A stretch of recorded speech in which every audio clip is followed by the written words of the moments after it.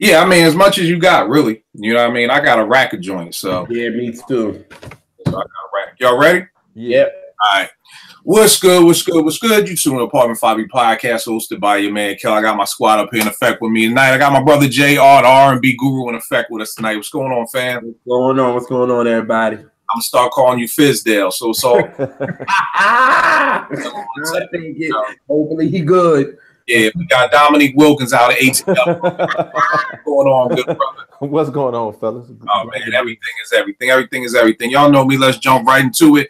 Over the past weekend, normally on Sundays, I'm chilling, watching the games, gonna spend some family time with TNA when they go grocery shopping. And I was like, T was like, yo, why don't you come out? I'm like, all right, bet, let's go. You know, had to shape my beard up first, had to go iron a t-shirt, had to go pull out some foams, some foams I wore for like 3 years. And she's like, nigga, like, why are you, we ain't going nowhere.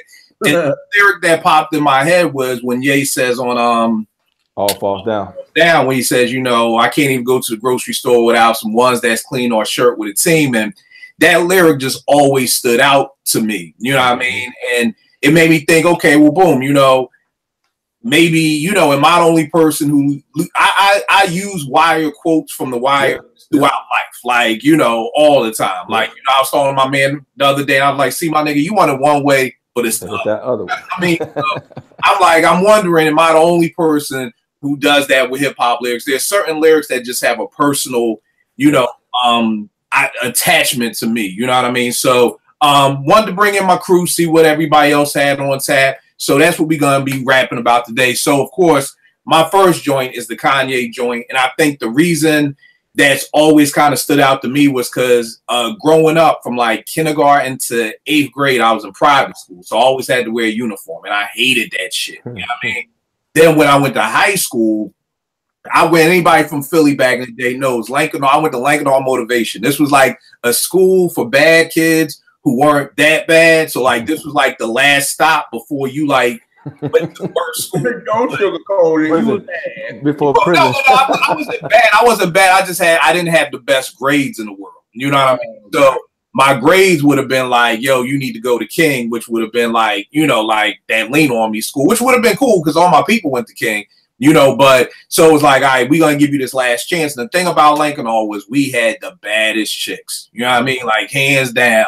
So it was like, yo, you got to come to the school fly. So, you know, my mom was just like, all right, like she never really took my pop to court for child support. It was like, just pay the private school. So I'm thinking, okay, boom, he ain't paying for private school. Yo, I'm going to be laced. Like I didn't expect him to be hitting me with, you know, what the tuition was every month. But I'm going to be like, yo, I'll be getting a nice little check every month. Yo, this nigga gave me $300 for the whole school. I was like, yo, what am I do with $300 for the whole school year, my nigga? Like, yo. And so my freshman year was just a bust. You know, the good thing, I was popular, so nobody really fucked with me about, you know, wearing the same clothes and everything like that and not being super fly. But for me, it just really, like, fucked up my self-esteem, you know. And then the next summer, I went and got a job at Foot Locker. And that's when I started boosting sneakers and doing what I was doing to make money and to be fly. But that kind of just instilled in me, like, yo, every time, no matter where I go, supermarket, you know, to the school, wherever, like, and it's one of those things is why I love that song. You know, I remember hearing it Self-Conscious, where it was just a spoken word piece before it became All Falls Down. But that's why I always related to that song so much, because it's something that, like, kind of, I ain't gonna hold you, still plagues me to this day. You know what I mean? Like, I got a pair of phones. I done spent $230 on a pair of sneakers I just wear to Nay's school, to wash the car, and to pick up the mail. Like, word is fine. Like, so that's why it's like, it's nothing but low, it's fresh fitteds, fresh everything, always gotta have a cut. So that to me is why, like, that lyric and that verse, and really to me that whole song, you know, stood out to me, or whatever like that. So you ain't the Lone Ranger, because for me, the same thing. I got tired of having busted clothes, so I had to get me a job, and I'm 45 years old. If I go to the grocery store, I'm gonna look a certain way. Right. Because there was a time that I couldn't, and so now that I can, I will. Because I always made a promise to myself: when I could get what I want, I'm gonna get everything I want. Yeah, and I think that was like one of the things me and my man was talking about probably because I used to buy sneakers real hard before Nay was born, because I was like, okay, I want to make sure that she laced and everything like that. I mean, I literally probably got 50, 60 sneakers in here, and probably only brought no more than 5 or 6 since she's been born, and she's 12. Mm-hmm. You know what I mean? So I just wanted to stack up on everything. But, you know, me and my man was talking about how, like, even back in '88 when the Jordan 3s came out, my mom was spending no $130 on no pair of Jordans, you know, which is why I feel like, well, for me at least, I don't want to speak for everybody my age, why when those retros come out, we got to get them, because it was like, yo, I couldn't get those when they was out. So, you know, I got to cop them now and everything like that. And like I said, you know, that's one thing that I loved about Ye, because he kind of was an open book. And it's funny that the show kind of you know, my young boy hit me earlier this week because he just started working at a nonprofit, and he was like, yo, why are you so good working with kids? And I was like, well, outside, you know, of course, being a black man and coming from where they come from, I'm an open book. You know, some people don't want to share nothing. I share with you everything. You know, I share with my kids all the mess ups I did, all the screw ups, all everything. So I'm an open book to them. And I think that's one of the reasons why I love Jay so much, was because he's an open book, because there's definitely some more Ye quotes down here for me. But Vern, which one of the joints that you got? We got our own thing, Heavy D. Okay. Don't clock anybody, let them all clock you. Don't be down with anybody, let them all be down with you. Stay self-managed, self-kept, self-taught. Be your own man, don't be borrowed, don't be bought. That was like my theme song for my senior year, man. And it's funny, only in retrospect that I think about how much Heavy D influenced me, because he was kind of like the everyman. I mean, I wasn't no thug. I wasn't no D-boy.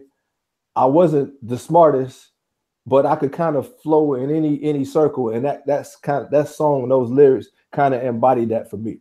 Yo, good bro. Tell me that. Say that line one more time, big. Don't clock anybody, let them all clock you. Don't be down with anybody, let them all be down with you. Stay self-managed, self-kept, self-taught.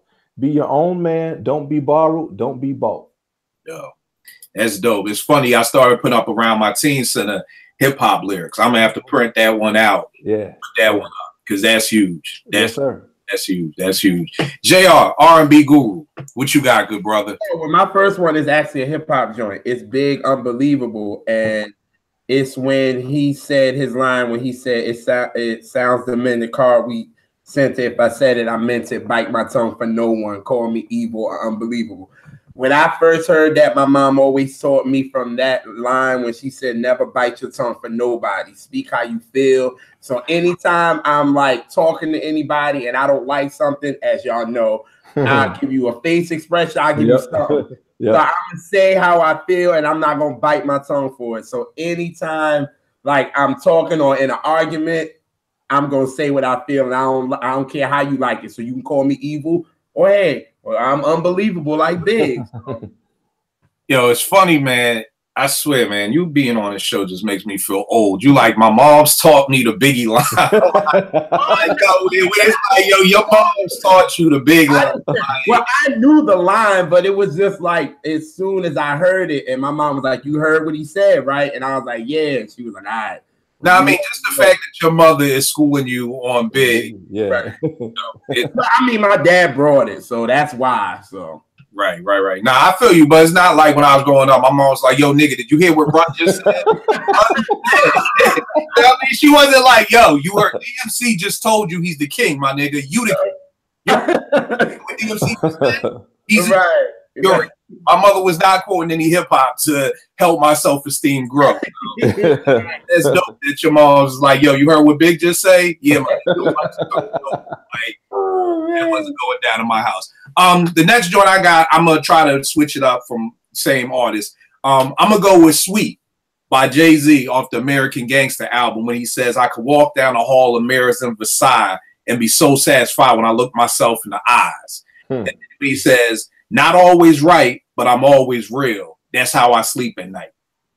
And for me, that is a testament to the kids and the teens that I work with, because a lot of times, you know, my coworkers will get upset when one of them get arrested, or if something one of them gets pregnant. And I'm always like, yo, I gave that teen, I could look myself in the mirror and say, I did everything. That's how I live my life. I don't want to live my life with any regrets. I don't want to ever wake up and be like, man, I should have said this to that person, or I should have said this to them. Like when my teens get arrested, I'm like, well, that's on you. Like you can't say Mr. Kill ain't tell you, or Mr. Kill ain't come to your school, or he wasn't at your house, or he ain't try to have an intervention with you. So that to me is like kind of how I raised Naomi. Like, yo, I want you to be able to look yourself in the mirror every day and be like, yo, I'm good. You know what I mean? Like some of my coworkers be stressed, be crying. I can't sleep. I'm like, yo, I sleep good at night because that's why I love that line. Like, yo, it's like you said, not always right, but I'm always real. That's how I sleep at night. It's a blessing. So many people come to me for advice, and I always tell them, you know, it's just my advice. I'm not saying it's right or wrong or what, but one thing anybody who knows about me be like, yo, Kill straight shooter. Like he a real dude. Like he gonna tell you what it is. So that's why that one resonated with me so much. What's another one with you, Vern? All right, so I got a bunch of uplifting stuff, but let me give you one that's kind of grimy. Let me tell y'all dudes what I'll do to protect this. Shoot at you actors like movie directors. I've got two younger sisters, and my younger sister later on in life told me, even though our dad lived with us, she told me I was like a father figure to her. So I got two sisters. I got my mom, I got my wife, my two daughters, and my mother-in-law. And if y'all ever see me on the news, just know somebody messed with one of them, bro. Let me tell y'all dudes what I'll do to protect this. Shoot at you actors like movie directors. Jay-Z from PSA.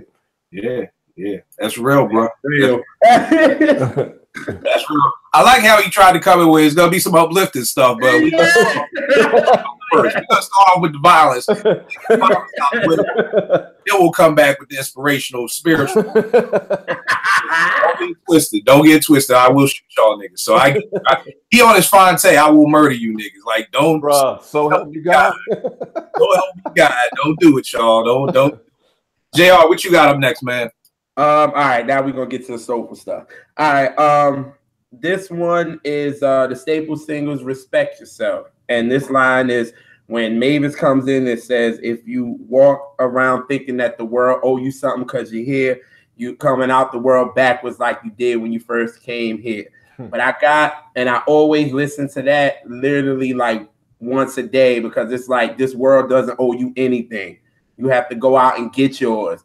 And if you're going to sit up there and feel like the world's going to owe you something, then you're never going to win. So that is one of the songs I have to listen to daily because I'm like, there's no way I'm going to sit here and just be like, oh, okay, I'm owed something, especially being black. Like, come on now. Like, I can't sit there and do that. So that song is a song that resonates with me daily. Like, I go out in this world and try to get what I need, get what I want from me. So that's that. All right, no doubt. That's a dope joint. Next up, I'm gonna go to the brother Common Sense out the City of Wind off of the song B, where he says, "Waiting for the Lord to rise into my daughter's eyes and realize I'm gonna learn through her. The Messiah might even return through her. If I'm gonna do it, I gotta change the world through her." You know what I mean? So it's like that one for me was just so real because it was like having Naomi. It was like, yo, I gotta make sure she's doper than me. You know what I mean? Like that's like the whole point. That if people be like, "Damn, Kill's a good dude," I want them to be like, "But Naomi's even doper." Like, you know what I mean? Like, so, and it was just, you know, and when this came out, I'll never forget. With good music, I remember where I was at. We were in Cancun. C was about 3 months pregnant with Nay, and I had just gotten to joint B, and I just heard that, and I was like, "Wow," you know what I'm saying? Like, yeah, like, you know, that I'm gonna learn through her. You know what I mean? I'm gonna learn different things through her, you know. So and like I said, if I'm gonna change the world, I gotta do it through her. Right. You know? So that was the huge piece. Vern, I saw you agreeing. Was that one of yours? Bro, yes, it is. For the exact same reasons. Y'all know how I feel about my baby girl, man. I'm extremely proud of her, and she's gonna extend everything that I did or couldn't do. So matter of fact, that B album, 8 and Under Softball, that was like our soundtrack to all the games. So yeah, that lyric right there is what I wrote down. So I'm with you on that, bro. Yeah, and it's crazy too, just because it's, you know, it's one of the things where I was on Twitter today. I don't know if y'all seen this, but I sent out a tweet maybe about last week, and I was saying it had been like 3 couples had come to me for counseling, 3 different wives, and not back to back to back, but this has been a question like throughout time, and I just put it on Twitter because they all were like, they all came from recommendations, but they were like, is your wife black? And I was like, well, yeah, but what does that matter? And they was like, oh, well, if you was married to a white woman, I wouldn't rock with you. And I put that on Twitter, and I was like, yo, is it really that important? And, you know, mad people were like, yeah, is that important? And black women was like, yeah. And then I did that last week, and I guess somebody retweeted it, so it was making the rounds around the day. And, you know, it's one of those things where it's just like, you know, I was sitting there like, it shouldn't even matter about what color, you know, you are. Like, yo, if your marriage is in danger, you know what I mean? Like, the counselor me and T go to, he a white dude. You know, I went to my pastor. I said, yo, we going through some stuff. Can you give us a counselor? He said, go to this dude. He's great. We went to the dude. I don't even know to this day if Jim is married. He could not even be married. I don't know. My pastor gave him the cosign. I said, boom, let's go. You know what I mean? And he's helped our marriage tremendously. We've sent over probably about 12 couples to do. You know what I mean? But so many people were so tied into just that, you know, having that you got to be like this. And I was like, yo, if y'all out here looking for marriage counselors, like y'all looking for men, like he got to be this tall and this. And this. I'm like, yo, if your marriage is falling apart, I'm like, yo, that's like you had a heart attack and you going into the hospital and it's a white doctor, you're gonna be like, nah, bro, like, yo, we're the black doctor. Nah, like, you know, so it's just funny to me how people can think sometimes like that. But that's crazy. Yeah, but it is what it is. It is what it is. So Vern, what you got up next, man? All right, I'm gonna go with some Southern playalistic. Get up, get out, get something. Don't let the days of your life pass by. Get up, get out, get something. Don't spend all your time trying to get high. How can you make it if you never even try? You and I got to do for you and I. And one of the other lyrics on there, when CeeLo said, some time must be invested for this to be manifested.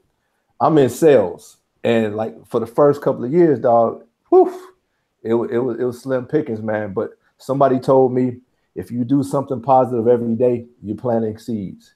And if you keep doing that, then you're going to be successful. 20 years later, a newbie comes into my office and asks me, she says, what's your secret? You know, you've been number one for the last couple of years. I was like, my secret, I was really insulted. My secret is grinding for 20 years, leaving the house every Saturday morning at 9 when everybody's still in the bed and coming home at 6 or 7. I got to get up, get out, get something. I'm tired of not having nothing. So that definitely speaks to me. Yeah. Get up and get out. That's an anthem right there. Yes, sir. That's an anthem right there. You know what I mean? I mean, everybody verse is yeah. But CeeLo definitely sets that thing off right. JR, what's another joint for you? All right, my next one is coming from the late George Michael, and the song is Freedom. And this song really hit me when I turned 18 because I'm the only kid, so I was very sheltered. So my family, of course, had their own vision of what they wanted me to be. So finally, when I got to college and realized this is not the life that y'all want for me, ain't the life that I want. And when I listened to George Michael's Listen Without Prejudice album, which is my top 5 album of all time, and that second chorus when he said, I think there's something you should know. I think it's time I stop the show. There is something deep inside of me. There's something I forgot to be. Take back your picture in the frame. Don't think I'll be back again. I hope you understand. Like when I realized I was growing into my own man and my family really didn't understand it, they like, well, why are you doing this? And I'm like, I've been under y'all for 18 years. Like, let me do me. You know what I'm saying? And I finally found the anthem where it's like, it's all right. You gonna do you. Yeah, I'm gonna make some mistakes, but let me do it. I don't want to look back at my life and be like, okay, I didn't do this because my mom or my grandma or my grandfather or my uncle, they wanted me to do this.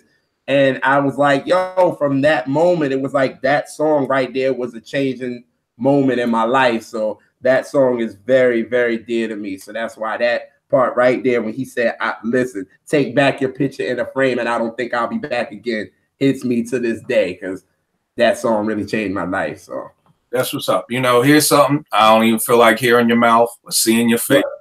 I've never heard that George Michael album. You know, a lot of people didn't. And he went through a lot for that album because he he didn't, you know, the label wasn't here for it because he didn't want to do no videos. He didn't want to do really no promote. He just wanted people to listen because he was so, you know, that Faith album took him out of here. That is fair. And yeah, he didn't want that. He's not that Fame type of dude.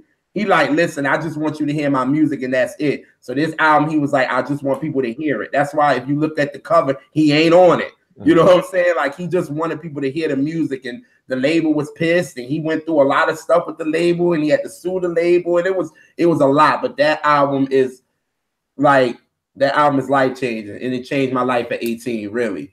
So was that his last album he dropped before he died? No. He had Older after that in '96. Then he was dropping like singles and all that, but I know that's not. Listen Without Prejudice came out in '90, so all right, came out after that.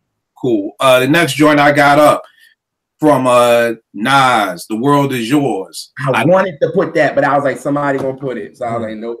But here, what was the line you was gonna use though? Shoot, it's a couple. All right, I'm going with this joint. I need a new nigga for this black cloud to follow, because while it's over me, it's dark to see tomorrow. Like, I can't tell y'all how many times I've said that to myself. I mean, just, you know, Vern, you know, once you 44, 45 and you really lived life, man, you're going to have some dark clouds over you, man. You know, and there will be times, even now, you know, I'll be like, yo, I could deal with the health problems, but I got to deal with health and money problems. Like, you know what I mean? Like, can I fall back on one of the two? You know what I mean? And it's just like, just that Nas lyric, it was just always ill to me. And it's funny because I always would hear it and I always would say it, but it's something about when you read lyrics. You know what I mean? I was reading a Slam magazine and they were doing an article on Steve Francis and they had that quote. And that was the first time I saw it. And I was like, wow, like, you know, it just hit me differently seeing the lyric than listening to it. And that's just like kind of like been my, like one of my things, like when things are going bad, it's like, yo, I need this black cloud from over me, man. You know what I mean? So that's one of my joints. Vern, what you got it, bro?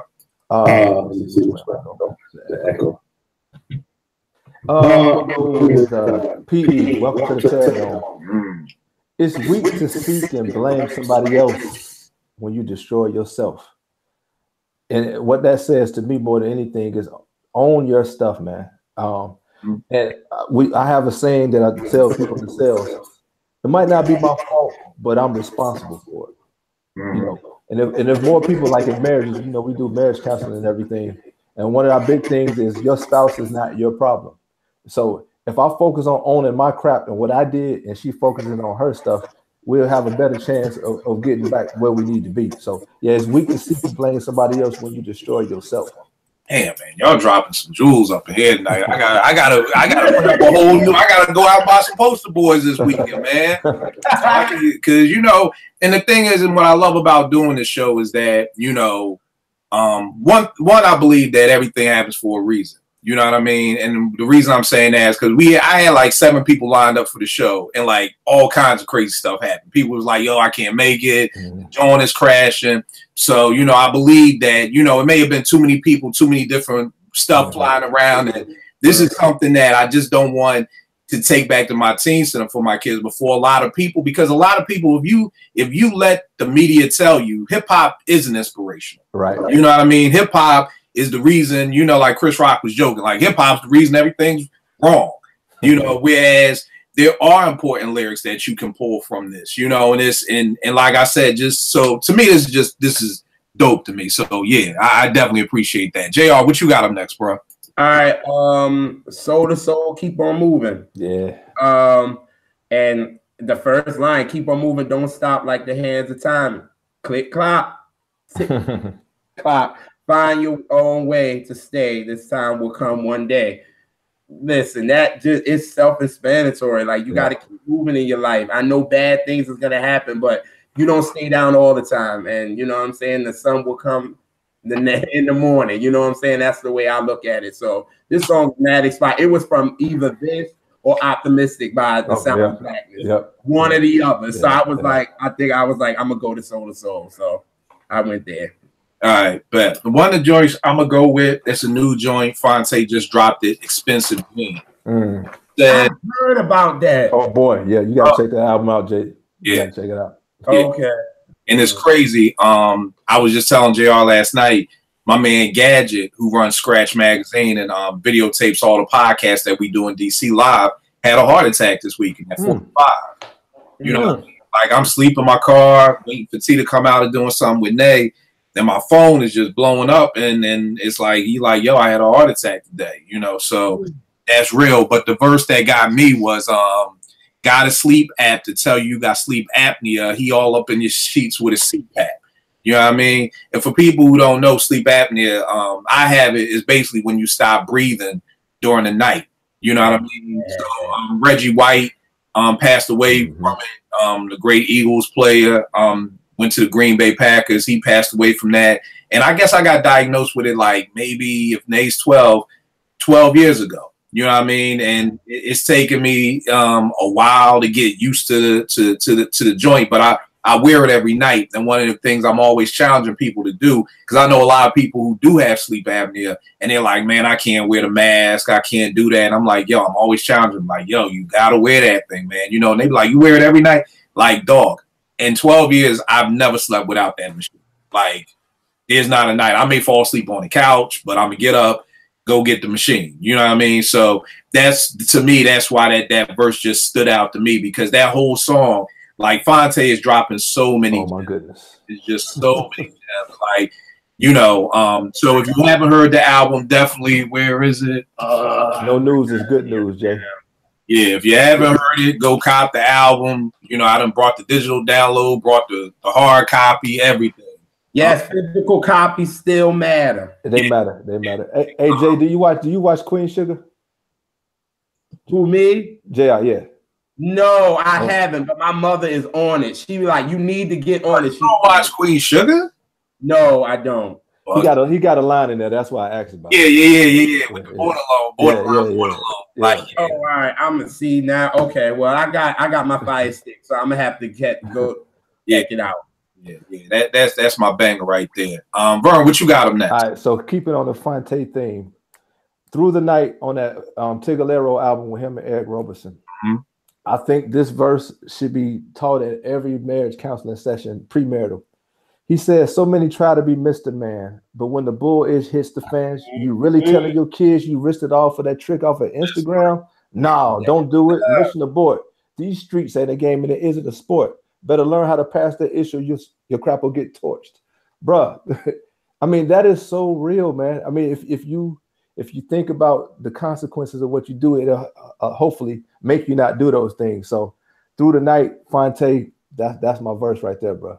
Yeah, it's crazy, man. That joint, you know, is so real, because I know so many marriages, and I would love to do a study on this, like how the divorce rate has escalated since social media. Oh, yes, sir. Because I definitely know it has. Yes. You know what I'm saying? So like you said, just to be like, yo, you really gonna tell your kids like you risked it all for this like daddy, this is really why we ain't together no more. And this is why you back living home with grandma. Mom taking all your money, real talk. Like, I know dudes who had to move back home with moms at like in their 40s because they risked it all for that chick on Instagram. You know what I mean? And it's like, you really, was that really worth it? You know what I mean? So yeah. Like I said, for people out there who have not heard of Phonte, I know post 2000, it's all about Drake, Kendrick, and Cole. Like, that's the holy trinity of rappers. I'm always like, nah, you better make it put a 4-piece, because Phonte is right up there. If anybody, I knock J. Cole right off that list, or even Drake off that list, for Phonte. So, you definitely got to put Fonte's name in there too. So, JR, what you got next, man? Of course, I got to talk about Mary. Got to talk about her joint, Keep Your Head. The second verse is, she was like, I sometimes get worried. I wonder why I worry, because I know that I will make it through the storm. I'm not trying to lose my cool, but in this world, I do. The only person that's going to miss out on everything is me. So it's like, yo, bad things will happen, but you got to keep your head above water, yo, because when you don't, you will drown out here. And this song is very, very personal to me. Very personal. When I heard it at 11, it was just everything. So, all right, that's what's up. That's what's up. I'm gonna go with I'm gonna do an R&B joint real quick. Okay, me too. okay. One of my favorite new artists was on the podcast with me and JR, PJ Morton. Mm. The name of the song is "They Gonna Wanna Come," and the line that he said, "Start with me shooting in the gym, but here you come running after we get the win." And to me, that's how stuff is. People, you know, it's so funny. You know, people be like, "Yo, Kill, let me read a script. I heard you write scripts." I send them the script, never hear nothing back. I ain't gonna blow you up every day like you read it, you know, but I know when I get that deal or when something pops off, it's gonna be like, "Oh, my nigga, I know that script is and woo, woo, woo, woo." Or even with little things like on Twitter, like when I remember me and some of my producer friends ain't have no MCs to rock with, and I'm on Twitter busting my ass trying to find people, and then they like, "Oh, let me," and it's like, nah, man, get out here, like, yo, you like you said, you wasn't with me shooting in the gym, like you wasn't helping me rebound, you wasn't helping me work on my game, but now that we got the win. Now you want to come and hold the trophy. That's right. Now you want to come do all this. Like nobody wants to be part of the process. You just want to be there when it happens. So definitely one of my favorite joints. Now I'm also throwing I got two joints from Black Star, and it's well, one is from Black Star, one is from Mos Def. Mos Def off of Black Star's joint, "What's Beef?" And he says, "Beef is not what Jay said to Nas. Beef is when working niggas can't find jobs." You know what I'm saying? And to me, that just it because y'all know I do nonprofit. So for 18 years of doing nonprofit, I done been laid off 3 times. You know what I mean? So yeah, like that whole song "What's Beef" is so real to me because it's like y'all talking about, like, I think Mo said something like it's realer than them songs that you hear on K Slay, or you know, y'all talking about this rap beef. Like, nah, like beef is when working niggas can't find jobs. Like that's beef. Like that's the real beef, bro.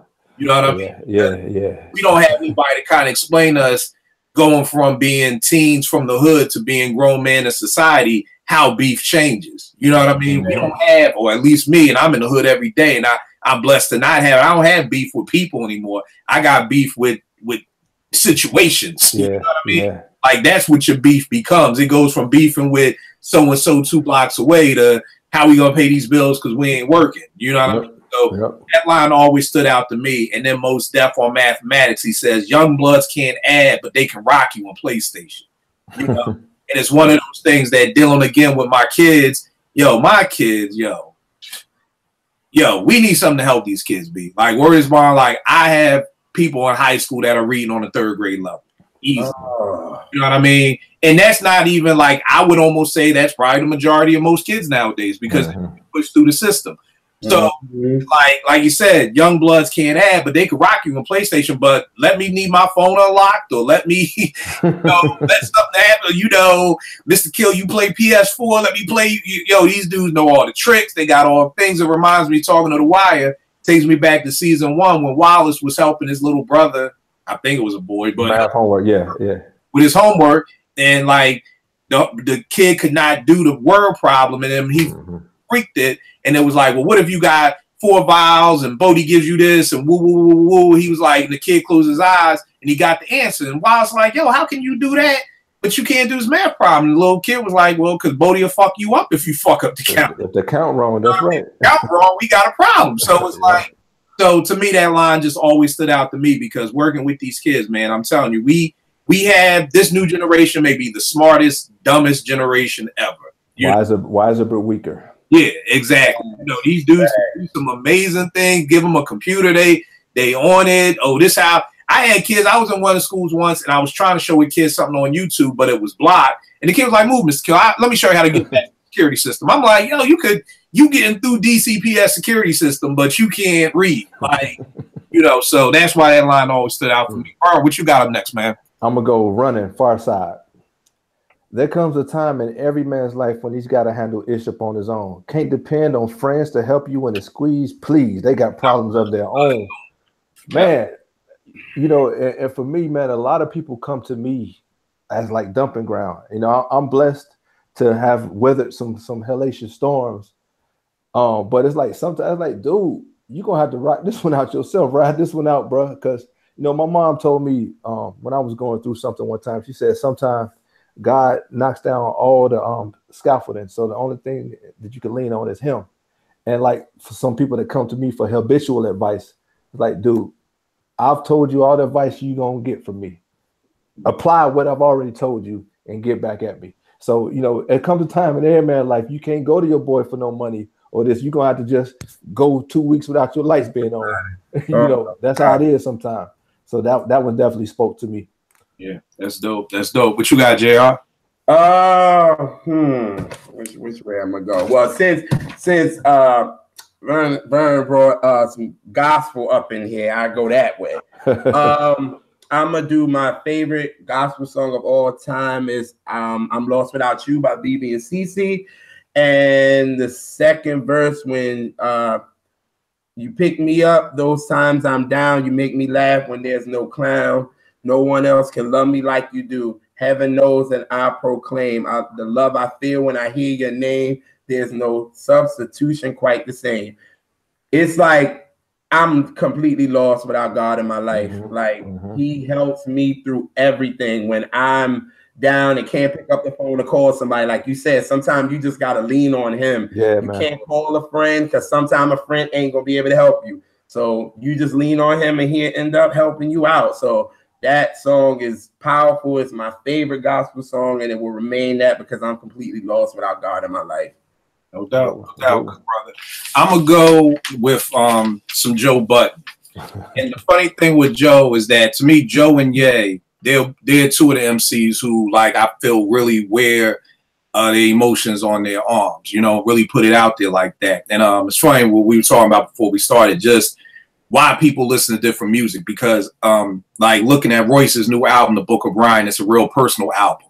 And one of my homeboys who loves Royce read my review of it, and he was like, I like the album, but it's just too personal for me. Like, where are the bars? Where's this? Where's that? I'm like, it's in there, but it's kind of like, and I think Portia said this a couple of weeks ago, she said, I don't come to hip hop to be empowered as a woman. You know what I mean? Like, that's not the music I'm going to go to for that. With me, with hip hop, I want to hear about your personal life. You know what I mean? So, and I think Royce did a dope job of mixing. There's bars in there, but then there's also stuff that he went through in his personal life. That's the music that I love. So when people are like, yo, why you like Joe so much? Or why you like I think I shared before, when I went to go see my student Monet in the hospital when she had a stroke, a Joe Budden line popped in my head.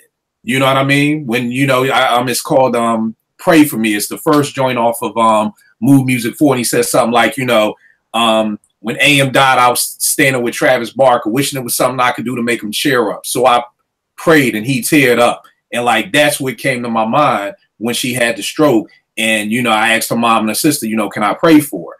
You know what I mean? So that's why I love those cats. But the joint I'm going off of, I'm going to start off with Sober Up. It's off Mood Music 4, 5 Mic album, in my opinion. I know nobody else agree with me but Joe. But he said, I really do. It's only going to be me and Joe.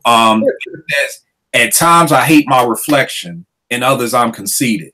Half the time, I'm arrogant. Other times, I'm vengeful. At times, it's to convince you. At times, it's to convince me. Done a lot of wrong, but I ain't never felt resentful. It's been so many times I lost track of who to repent to. And the reason why I love that song so much is, I've never said it on the show, but most people who chopped it up with me, know. Growing up, I grew up, Vern, we just about the same age, and I don't know how it was down south. In Philly, dog, like, I got killed for being dark skinned. Like, I got killed for it. Like, yo, and this is why when I'm talking to my teens, I'm always sharing with them when, like, they joning on each other. I'm like, yo, stop that. Because that stuff affects people. I can tell you the first dark skin joke. I know I'm 44 years old.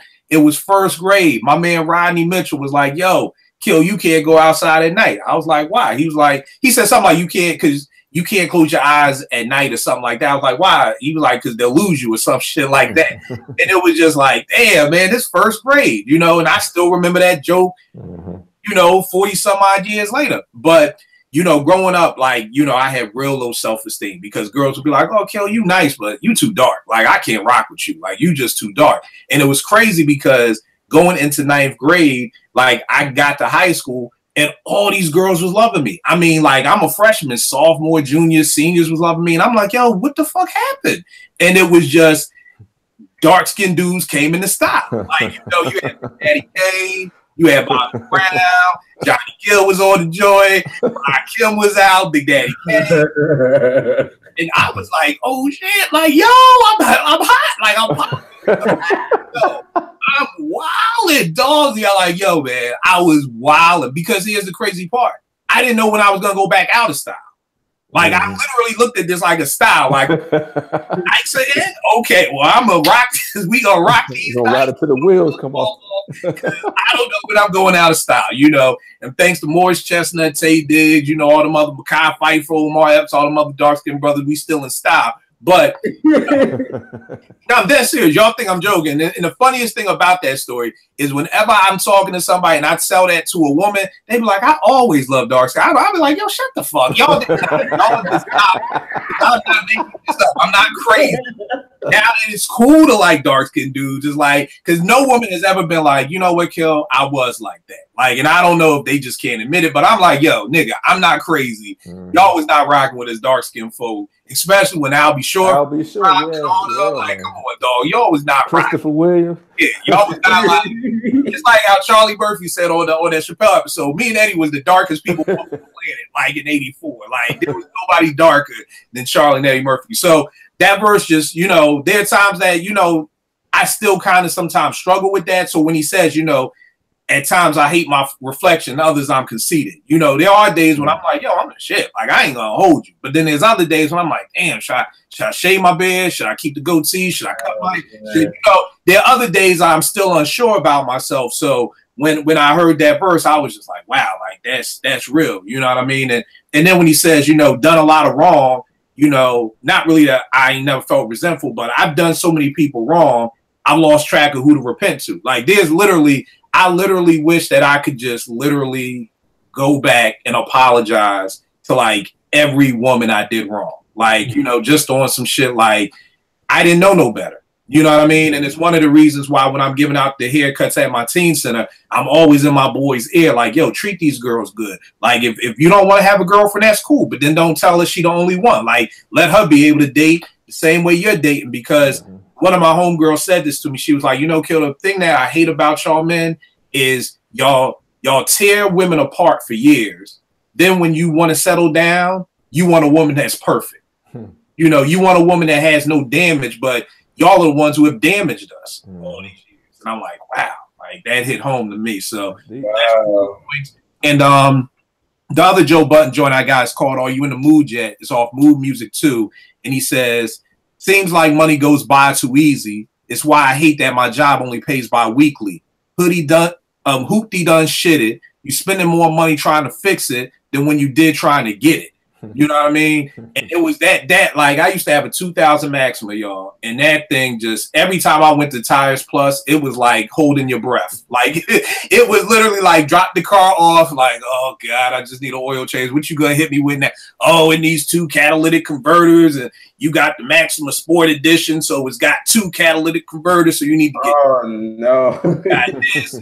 Got that, and you want and I just would be like, God damn, man, this car cost me more money than when I even got it in the first place, you know. So that line, and then he says, depression starts talking, and his voice is raspy because he ain't shut the fuck up in 3.5 weeks.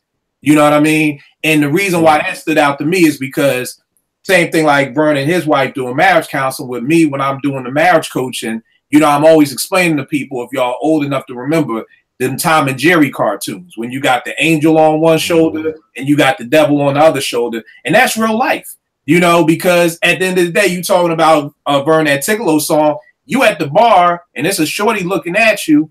Yo, the devil on your shoulder like, man, the way your wife been talking to you and woo, woo, woo. Yeah, man. You know what I mean? Yeah, man. Angel like, bro, just go home. Don't even do it. You know what I mean? So when you're dealing with things like, and when he just said, yo, depression starts talking and his voice is raspy because he ain't shut the fuck up in 3.5 weeks. It's like, that's how much that devil been in my head. That's how much the devil been in my head saying, man, you ain't gonna make it, man. You ain't gonna get that job. You ain't gonna, it's like, And that line was just so dope because, yeah, you know, if people really want to be real and we talk about our issues, that's real. You know what I mean? Man. And the devil don't just mess with you once. He ain't like, all right, yo, you know, old girl over there looking at you. All right, I'm out. Nah. I tried. Right, yeah, I tried. Nah, it's going to be like, yo, you know, shorty looking at you. Remember your wife ain't last week. Remember your wife cursed you out. You know, it's gonna keep on going. It's gonna be like, yo, if you keep listening, yeah, eventually the voice gonna get raspy after a while. Real talk. That's one of my joints right there. Vern, what you got up next, man? I'm gonna grab two from De La. The first one from It's So Easy. Dave, he said, them Cubans don't care what y'all niggas do. Colombians ain't never ran with y'all crew. Why you acting all spicy and shiesty? The only Italians you knew was icy. Niggas price me. At that time in hip hop, everybody was Colombiano, Escobar, Noriega, Capone, and I'm like, okay, there's more dudes that's regular than it is that was kingpins, dog. So when Dave and them came out, was like, man, y'all taking on a persona of people who hate y'all, you know. So that one really spoke to me. And then I Am I Be, Pastor New said, I could play the cowboy to rustle in the dough, so the scenery is healthy where her eyes lie. He was talking about his baby girl, Ayana Monet. He said, I am Pastor News. I be the new generation of slaves here to make papes to buy record exec grapes. The pile of revenue I create, but I guess I don't get a cut because my rent's a month late. So just the fact of me being a young father at that time, man, I can remember going to Cub Food at the time and like, man, food, diapers, which one I'm gonna get? Right. And so you know, you said something earlier, Kill. You said sometimes it's bars and sometimes it's speaking personal stuff, and I'm like, why do we have to be either or? Mm-hmm. I love hip hop that you can spit bars about your personal life, you know. So De La spoke to me on that level on I Am I Be and It's So Easy. So those are two that I'll throw out there. Dope. What you got, JR? This one actually is a song that taught me about friendship. One thing about music with me, Moms knew that she can talk to me through music. Mm-hmm. And this song here really taught me about friendship. And it's Friendship Train by Gladsline and the Pips. And when she was like, we got to learn to live with each other no matter what race, creed, or color. I just got to tell you what the world needs now is love and understanding. From that point, my mom was like, yo, when you meet people, they're not going to have the same opinions as you. So when they're coming at you, you got to understand there's going to be some differences there. Don't think everybody think like you, because that's not going to happen. That's what makes us great. That's what makes us, you know, a great world, because she was like, everybody doesn't have the same opinion. So if you got somebody that's coming to you that agrees with everything you said and talks like you and do all that, something ain't right with that. So she was like, beware of who you kind of have in your circle and all that good stuff. So that right there, especially what we need right now, especially what we're dealing with today, we definitely need some love and understanding, that's for sure, because it's real out here, and people ain't going at it with love, that's for darn sure. So this joint is a powerful, powerful joint. No doubt. The next joint I'm gonna go with is I'll go with a Kanye joint. I got a couple from him. First one is Spaceship off of College Dropout, where he says, let's go back to the Gap. Look at my check, wasn't no scratch. So if I stole, wasn't my fault. Yeah, I stole, never got caught. Yeah. The reason why that one always resonated with me is because back in like I said, I got a job at Foot Locker the summer going into 10th grade, and I used to work downtown Philly, and during that time, you know, Philly was people getting robbed all the time, so it was cool kind of during the summer, but during the winter months when school started, my mom was like, yo, I really don't feel safe with you going downtown, riding the train home and everything like that. Plus it closed because I don't know why, but downtown Philly used to close early. It closed at 6 o'clock. So I really wasn't making no money, because by the time I got there from school, I was only working 2 hours. There was a Foot Locker around the corner at Cheltenham Mall in my crib, around the way from my crib. So I transferred there. When I transferred there, the first time I got paid, I went to buy a pair of sneakers, and my old head pulled me aside. I was like, yo, you ever buy a pair of sneakers, my nigga? We still up in here. You know what I mean? And them dudes got me dealing sneakers, dog. Yo, I was a sneaker kingpin. When I tell you, yo, dog, I was probably making 2 or 3 G's every 2-3 weeks. Easy. Yeah. Stealing sneakers. Because, I mean, I was taking Jordans, you know, and maybe they $1.50 in the store. I sell them to you for $1. You happy as hell. You know what I mean? I was people. If you actually, if F was here, he'd tell you I had sneakers in my locker. Like I took orders to get sneakers and everything. But so, and the reason why that Ye song just that line stood out to me was because it was just like that was. He said the Gap for me. It was just Foot Locker, and you know I never got caught because it was God. It was a blessing because I would never call out of work because I was like I can get money. And I called out of work one day. And no, my bad. My manager called me in the office and he was like, "Kill, I gotta let you go." And I was like, "Why?" And he was just like, "Yo, we had an audit.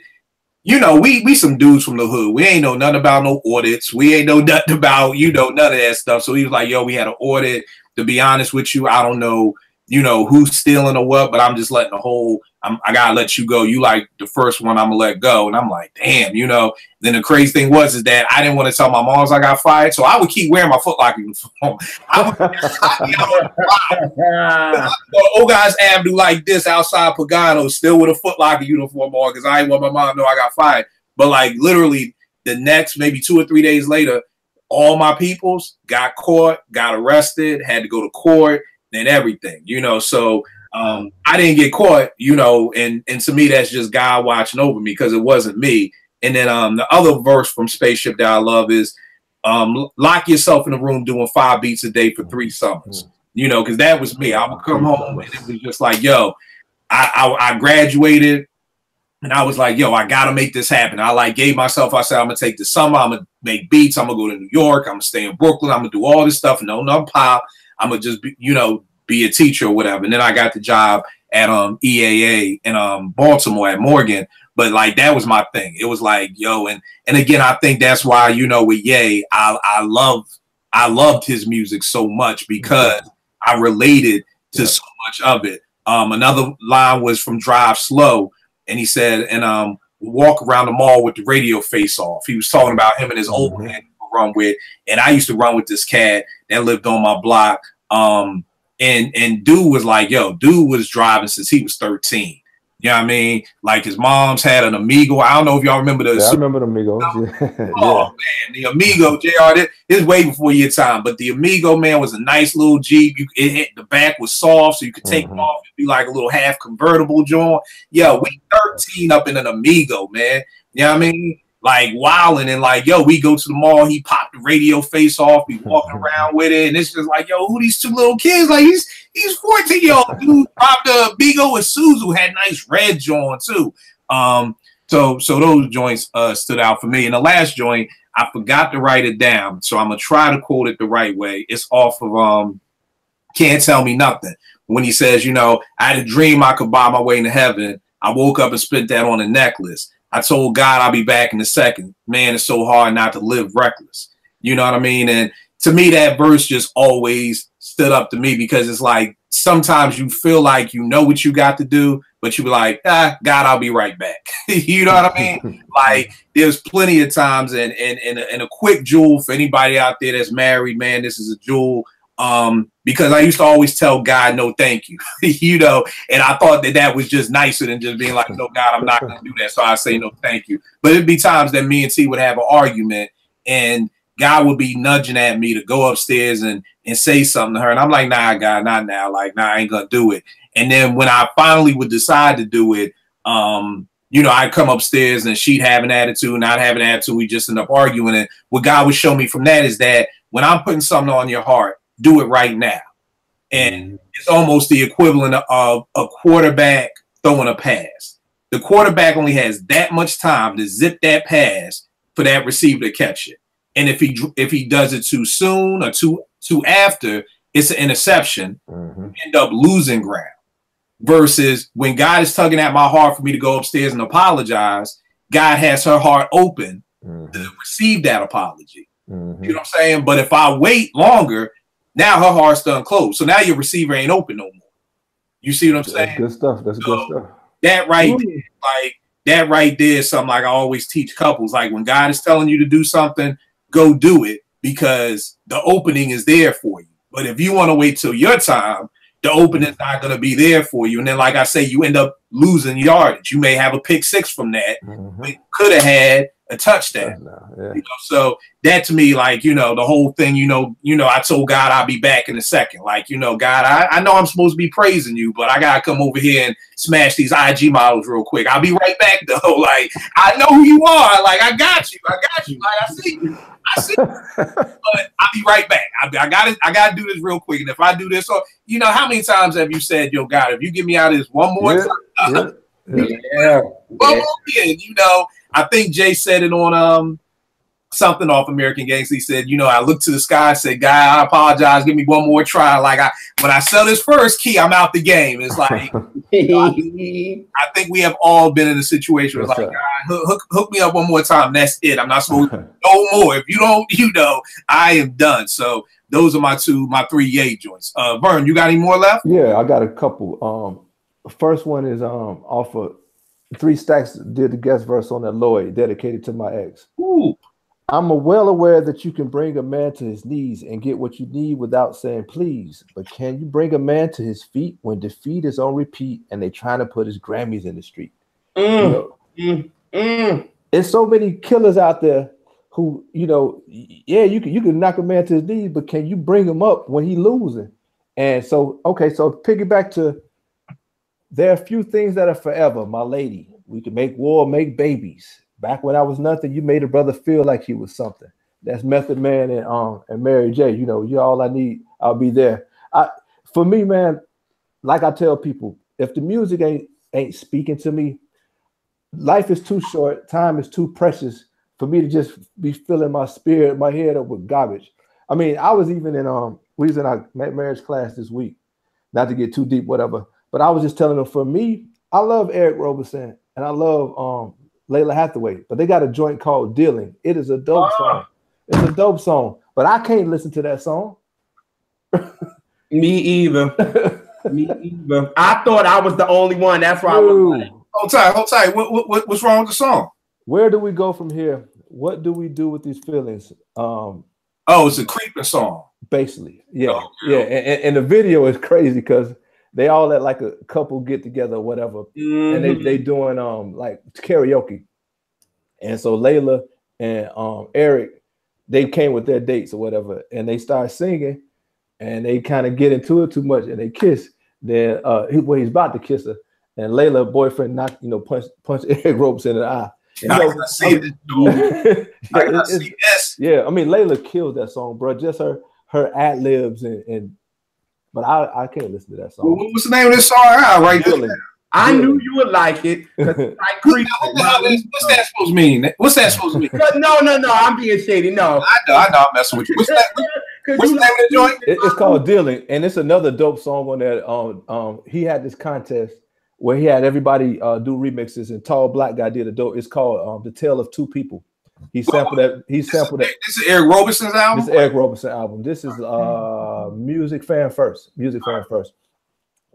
He sampled that Minnie Riperton, Two People. But yeah, listen to the lyrics on that joint too. So I'm gonna leave with those. I got a couple more, but I'll let JR get in. All right, what you got, JR? All right, well, I got 2 more. The first one is, this just reminds me of my family on a Friday. This is why I love soul music so much, because every Friday we would sit and have the records playing, and everybody just talked about their Fridays, and me listening to them stressed about work all week. Now I get it. But it's like anytime when Eddie starts with Family Reunion, he says, it's nice to see all the folks you love together sitting talking about all the things that's been going down. That anytime I start playing music on my record player, the Family Reunion album is the first one I play, and it just reminds me of all my family. You know, God bless the dead, my grandfather, my dad, and we all used to just sit around and just listen to music, and it just felt so good. And that verse, anytime I listen to that verse, it just reminds me of me running around as a kid, just listening to this, not knowing I'm gonna fall in love with it. Yeah. And now look where I'm at now. Now I'm in love with the music. So that one, and the last one for me is Janice, Accept Me. And this is the B side of Every Time off the Velvet Rope. And it's basically accept me for who I am. Just try to understand, because that's the way it is. You know, I can't change you, but then again, I don't want to. With that, just accept me for me. You know what I'm saying? Yeah, I like to drink. I like to listen to my music. Yeah, I get loud. I like to be funny.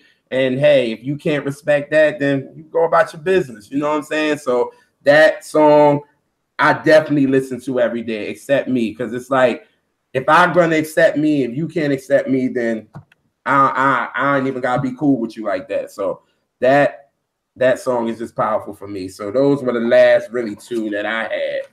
All right. Well, I done did all my inspirational stuff. Let me get into some regular stuff now. I got Showbiz and AG's 40 Acres in my props.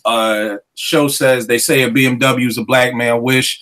I wish for SB 1200 and some discs. And that was huge for me because that came out my freshman year at Morgan in 92. And me and my man Rallo just wanted to make beats. You know what I mean? And this was not making beats now where you just get an iPhone and it comes with GarageBand and all that. Nah, shots fired. All that. Like, yo, was like $2,500. Like, you know, for two college students, it was like, man, where we gonna come? And then you just didn't need an SP, then you need a receiver and speakers, and you know, you talking $5,000 worth of equipment, and we talking about in 1992. You know what I mean? $5,000 a lot of money to me now in 2018. In 1992, that thing was like robbing a bank or whatever. So that always stood out to me. Just on some Philly stuff. Episodes off Philadelphia Half-Life with the Roots. Malik B says HRM Ogon Sad, Brickyard the Hollow. Niggas were snatching gazelles and flipping pockets for the dollar. You wore your little rope chain in West Oak Lane, and niggas from Logan came to X-Store. We know the game. And that's just personal to me because HRM was this gang around my way called Hit and Run Mafia. Ogon Sad, that's where I'm from. And then when you said you wore your little rope chain in West Oak Lane, that's my neighborhood, West Oak Lane. The niggas from Logan came to X-Store. We know the game. In Philly, we always call getting robbery, getting extorted. You know what I mean? So we'd always be like, oh, that nigga got extorted last night. Like, we really never said, oh, he got robbed. Like, that nigga got extorted. And then when he said the niggas from Logan came, there was this crew of dudes in Logan called UNLV, United Niggas of Logan Valley.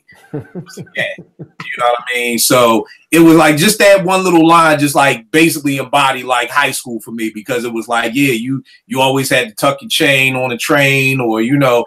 In fact, I now looking back, I don't know why I would spend like $200-300 on a pair of like, you know, Porsche sunglasses or, you know, whatever, Alpinas, just to have to stash them. Yep. You know, when, you know, because I ain't even gonna hold you, I wasn't built like that to be. It was like, I don't care, I'm rocking it. Like, me and my crew wasn't built like that. We was definitely, you know, rocking it, but like, all right, we getting on the train, take all your shit off, and you know, but I don't know why I'm buying these rope chains and all this stuff just to tuck. And then the second joint, Push Up Your Lighter off of Philadelphia Half-Life, just the way Thought sets us off. Southeastern Pennsylvania Transportation Authority is what I'm probably on if I ain't whipping a land throughout your section. Our bus company in Philly is called SEPTA, and it stands for Southeastern Pennsylvania Transportation Authority. You know, so the first time I heard that, I was like, ooh, like that's you repping the city to the fullest right there. Like, you done made SEPTA sound cool. Like, you know what I mean? Like, you done made that sound dope. You know? So I was like, that's crazy. Another one of my favorite joints is Tribe's Midnight, where Q-Tip says, scared money don't make none. You know, that's always been like, because I don't gamble. Like, you know, I when I go to Vegas, it's not to gamble. You know, like I seldomly bet on a game. Like me, they just put the MGM out here. Me and T went in there. We ain't know what the fuck we was doing. Like, I have no idea how we even get a card. Do we just like David Buster's? Like, do I get a little card? Do I swipe it? We ain't know what the hell we was doing in there. So to me, that's me. Scare money don't make none, because if I lose $10, I'll be like, God, that was $10 I could have spent on this, or that was, you know. So I couldn't even imagine losing like $4,000. Like, I'd be damn near suicidal if I lost $4,000. So you know, that's always been my thing. And then off the same album, Midnight Marauder, Q-Tip says off of Steve Biko, I really can't say I guess I laugh to keep from crying. So much going on, people killing, people dying. Yeah. You know? And that's always one of my phrases that, again, I'm telling my coworkers or I'm telling my kids. It's like, yo, I just laugh to keep from crying. Some days I laugh to keep from crying. So that's some of mine. Vern, what you got left? I got a couple more. All right, Heavy D, talk is cheap. So Money, knock it off with the tough guy imagery. You think I ain't tough because I don't talk tough? Scrimmage me. You know, like I said, I ain't no gangster, I ain't no thug or whatever, but bro, I ain't no punk. So, you know, all that rah-rah you talking, dude, I done seen many a cat get done up by some little quiet dude, you know. So that's one of mine. Fife Dog, I never let a statue tell me how nice I am. You could apply that to, I never let a car tell me how nice I am, my clothes or whatever. It just spoke to me about being confident in who you are, regardless of what, if you got the trophy or not. Stay far from timid, only make moves when your heart's in it. Sky's the limit. Biggie Smalls, obviously. Then I'm gonna veer off on two. Gregory Porter and Layla got this joint called Insanity. And it says, sometimes lovers can be angry till the end, but it's always the friends inside that will make amends. Do we ever lose our way and try to say that love is a losing game? We will never be the same. Bring your love back to me. Stop this insanity before we go too far. You know, we talked about this on one of the casts before, Kill, where if you're friends with your woman, love, you know, people say all we need is love. That's not true. Because sometimes you ain't gonna be feeling lovey-dovey. Hold that for 1 second. One of my favorite quotes, another movie I quote to death, Love Jones, man. People out here skipping and falling in love. Somebody please tell me how to state it. Yes, sir. Like, yes, sir. Married and you don't understand that line, then you ain't wait. If you don't get it, then I understand. But you know that's it. I'm getting so many gems for y'all from y'all when it's time to get married. Hey, that's what we're here for, bro. So yes, we can tell you that the bridge is out. Like, I be thinking that love is it, and y'all like. Let me tell you something, Vern, and I'm sure Vern will echo this. Like is everything. Yes, sir. At the end of the day, see, yes, I've been with her 18 years. She's the mother of my daughter. I don't think I'll ever stop loving her. Now, do I like her? You know what I mean? That's where friendship come in. I got a lot of relatives. We all got a lot of relatives we love, but we don't like them. When they come out. Oh, okay, well, yep, I'm out. yep, man, I got to go do such and such. Yeah. I'll be back. Tell them I'll be back. Yep, I'll come back. Yeah, so, like is it. But I'm sorry, Vern. No, you good. India Ari, this is, I actually told my wife this might sound morbid, but this is kind of how I think sometimes. I said, on the video tribute at my service, I want y'all to play that India Ari, Good Man. If the sun goes up and I'm not home, be strong. I tell my kids about me when they're old enough to understand, tell them that their dad was a good man.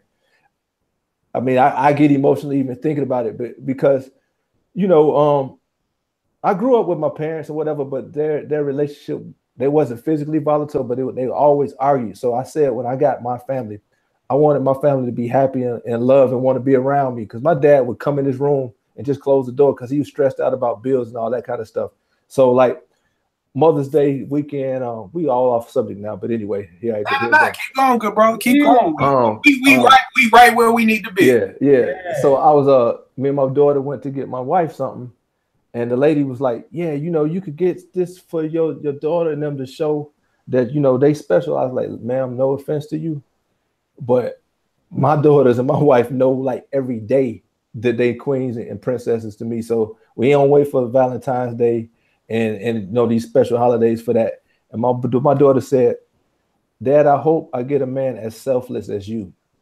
Like, job done, you know. ring the alarm. So yeah, India Ari, and then I'm gonna end it with two songs. Optimistic. When in the midst of sorrow, you can't see up when looking down. Woo, a brighter day tomorrow will bring. If you hold on to your dream. I'm messing up all the lyrics, but that song right there has got a brother through some stuff, man. And then the last one, Fonte and Zoe has a song called Greater Than the Sun. And Fonte's verse says, "The main event, not an exhibition. Taking your boy on an expedition. I think you better listen. Day in and day out, we do the same thing, trying to find the joy in our repetition. Always complaining about the routine and the mundane. But let me stop to remind y'all of one thing. Come hell or high water, you can count on the sun always rising in this untamed glory. So we always looking for these home runs, these Super Bowl moments, when life is mostly a lot of mundane things with little highlights here and there. So if we understand it like that, then we won't be disappointed. Because Instagram and Twitter and stuff got people lives all screwed up because we compare everything. Everything is goals. Jay-Z and Beyonce and this trip and that trip. Everybody looks good on their highlight reel, and that's all social media is a highlight reel. So Greater Than the Sun, Fonte said, I dropped down to my knees, made a vow to the sun that as long as you keep rising, then I will too. And what that says to me is, man, just keep going. Every day, just get up and do a little something. And before you know it, you where you need to be. So that speaks to me. I'm done, man. Yeah, that's dope. And it's funny because you said optimistic and JR said keep on moving. Those are two songs that I just love. Like I never get tired. Like, keep on moving when them drums come in and then it comes in with that keep on moving. Like it just feels good. You know what I mean? Like it just feels good. And same thing with optimistic. It's like, yo, how can you get tired of that song? Like Jimmy Jam and Terry Lewis like destroyed that. Yeah. It's crazy. And the funny thing, I forgot to end it. I guess I got to end it on something ignorant. But the last thing, after all that positivity, I got to end it with this because this was one of my favorite quotes in 1998. It's called Find That by the Beatnuts. And the quote is, if you owe me money, you better find that shit. I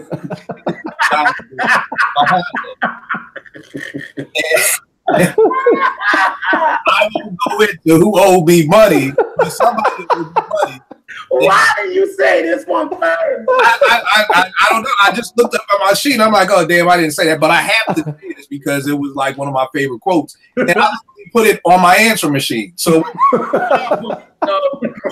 like, if my mom called my house, it was, beep, if you owe me money, you better find that shit. and then Juju goes on to just repeat that over and over again. So, holy kill. That was definitely, I had to put that in. To balance it out, man. It's getting too deep. It was like I got to mess up all the positivity.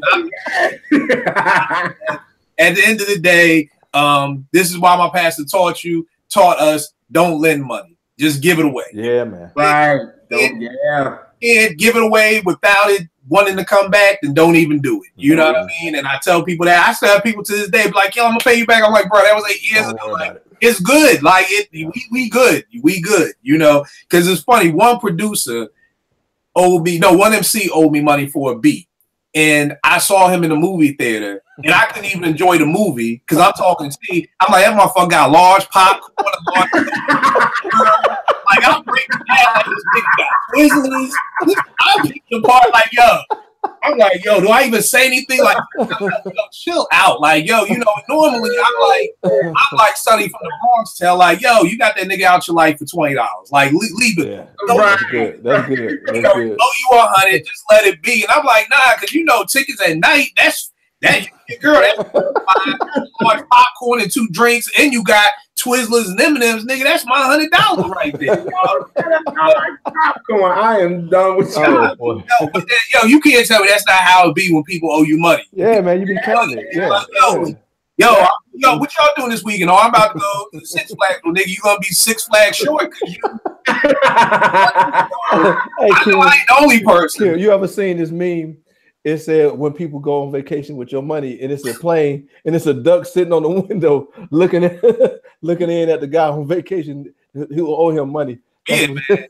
I'm like, I know I'm not the only person. Nah. I have somebody who owe you damn money. And do that. You know what? I forgot. Here's something positive. I'm in with positive. This is Mos Def again. It's one of the quotes I always tell my teens. It's from a song called Little Brother. And Mos says, but where you at, I've been, but where you at, I was, and where you been, I left. Utilize my experience to guide your steps. Mm-hmm.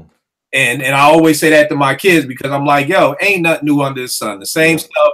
I mean, there's some new stuff. Keep in mind, we ain't have IG and all this, new pictures and girlfriends taking there's some new stuff. But at the end of the day, at the gristle of everything, it's still all the same basic principles responsible. So it's like, yo, where you at, I've been, and where you is, I'm like, we going. Like, utilize my mistakes to organize your steps so that y'all don't have to make the same mistakes that I do. But definitely a dope show, good brother. Prayerfully, this has inspired somebody. You know, it's inspired somebody to say, hey, you know what?